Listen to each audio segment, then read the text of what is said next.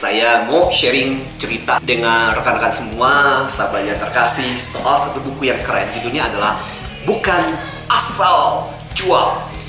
Seringkali kita berpikir bahwa ketika kita melihat orang yang melakukan presentasi, cuma kayak gitu aja, cuma ngomong doa, apa sih susahnya?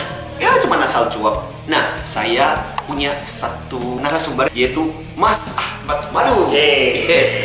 Yang penulis dari buku Bukan Asal Cuap. Thank you, Pak Martin. Yuk, apa yang membuat kamu tertarik nih menulis buku yang judulnya Bukan Asal Cuap? Sebenarnya ini harapannya adalah menjadi sebuah jawaban dari kegelisahan banyak orang yang menghindari presentasi, yang menghindari pidato, yang menghindari public speaking apapun. Banyak orang yang kadang-kadang menyepelekan tentang bicara di depan umum. Ya udah deh, asal cuap-cuap aja. Tuh juga mereka juga nggak ngerti apa yang nanti kita akan sampaikan. That's wrong, sangat-sangat salah sekali. Orang butuh guide, orang butuh sebuah pedoman.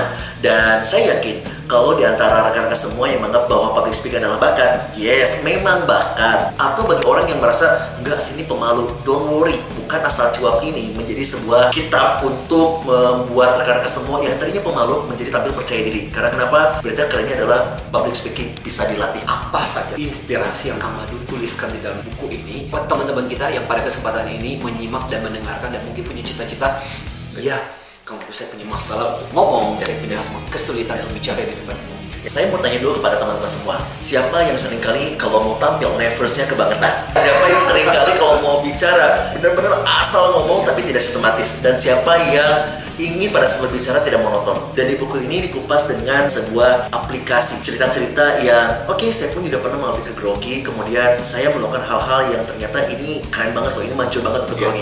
Jadi isinya di buku tersebut benar-benar sesuai dengan realita. Tips dan juga triknya dikupas tuntas di buku ini. Yang paling penting adalah apapun yang sedang teman-teman rasakan pada saat menampilkan presentasi, please teman-teman semua, semuanya itu adalah masalah yang berulang. Ingat ya, masalah yang berulang. Dan berarti kita pun juga bisa mengatasi segera mungkin presentasi atau public speaking harus dipersiapkan. Kenapa? Untuk melanjutkan karir teman-teman semua. Tipsnya adalah sangat simpel, yang sangat aplikatif. Kalau rekan-rekan semua akan presentasi atau akan pidato, perlu untuk fit.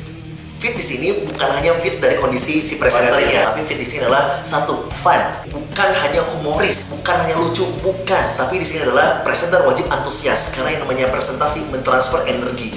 Bayangkan pada saat tampil pertama, rekan-rekan semua dalam keadaan ya, selamat pagi kawan-kawan semua, itu udah pasti di blacklist. Jadi please, yang pertama adalah huruf F, fun.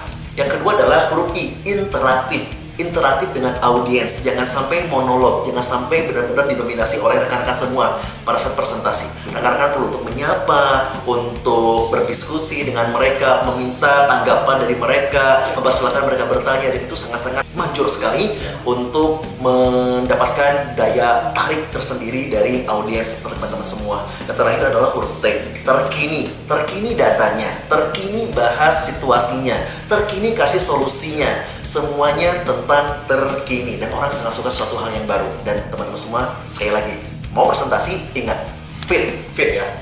Oke. Saya punya satu tips buat Anda yang seringkali bertanya, gimana caranya mengatasi supaya nggak grogi. Saya sebut tips 4M. Pertama adalah ngebayangin.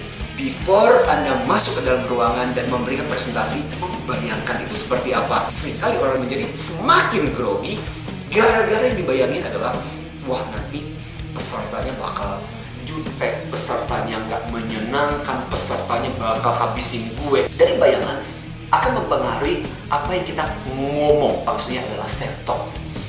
Ada satu film yang menarik yang judulnya King's Speech. Salah satu kisah Raja Inggris yang ternyata ngomongnya gagap. Ternyata dia sebenarnya bisa ngomong, yang jadi masalah adalah self-talknya sendiri. Ketika self-talk ini bisa dihilangkan, ternyata dia ngomongnya nggak gagap kok.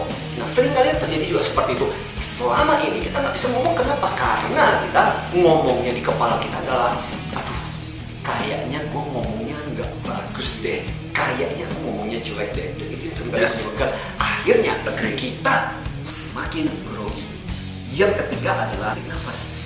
Semakin kita grogi, nafas kita semakin tersengal-sengal. Salah satu cara untuk rileks adalah dengan mengatur pernafasan kita.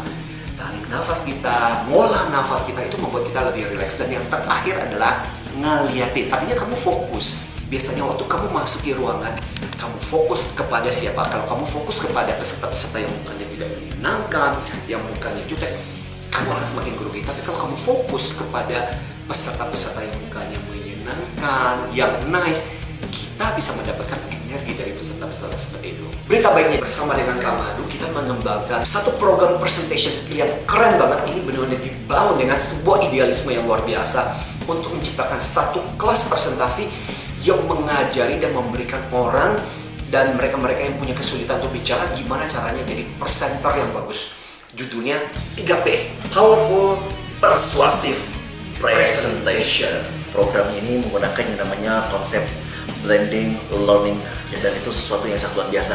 Proses pembelajaran dimulai dari yang namanya pre, ya. Sebelum masuk ke kelas, kita sudah memberikan sebuah feedback pembelajaran kepada rekan-rekan yang akan menjadi peserta kita. Ada tugasnya. Ada tugasnya. Yes. Kemudian ada pre-reading, ya. Dan para calon peserta sudah membaca apa saja yang menjadi materi-materi tentang public speaking atau presentasi. Ya. Sudah diberi tugas, kemudian kita akan berikan feedback, dan feedback tersebut kita akan sampaikan pada saat di kelas nanti. Ya, jadi Anda harus ngirim Anda ngomong, bicara, Yes. kemudian harus dikirimkan kepada kita. Yes. Dan kita akan menjadi coach buat Anda. Jadi tahu secara persis, secara personal, Personal. akan dibimbing. Dibimbing, dia itu benar-benar sangat personal sekali. Pada saat di kelas itu sudah ada yang namanya 3 komponen penting dari blending learning. Mulai dari mindset, kemudian dari toolset, dan ketiga adalah skill set. Ya, dalam artian adalah yang bicara yang presentasi bukannya mempersiapkan materi atau mental, tapi lihat mulai dari yang namanya cara berpakaian, kemudian mengatasi yang namanya berbagai kesulitan dalam menghadapi audiens, dan sampai mindset yang akan benar-benar diterapkan di seorang presenter itu seperti apa. Dan kabar baiknya, semuanya banyak sekali sesi prakteknya. Dan tak lupa ada feedback yang sangat-sangat optimal dari para master trainer. Ya, gak usah terlalu banyak teori di dalam ruangan kelas. Apa yang bisa dibaca akan diberikan untuk dibaca. Jadi ketika berada di ruangan, kita akan lebih banyak praktek yang role play dan role play. Dan satu lagi, yang namanya presentasi itu bukannya presentasi bisnis, tapi presentasi keatasan, presentasi untuk naik jabatan. Ya. Yaitu semuanya dikupas tuntas dengan tips yang mudah untuk dipahami dan juga mudah untuk dipraktekkan. Intinya adalah Anda harus menguasai kemampuan untuk public speaking. Setuju, Pak? Yes. Karena itu menentukan karir Anda, ini menentukan nasibmu juga, kehidupanmu juga. Banyak orang pintar, banyak orang yang luar biasa, idenya brilian, tapi karena nggak bisa menyampaikan, akhirnya sia-sia saja. Jangan Anda menjadi orang yang bernasib seperti itu. If you can speak, you can influence. Yes. If you can influence, you can change lives.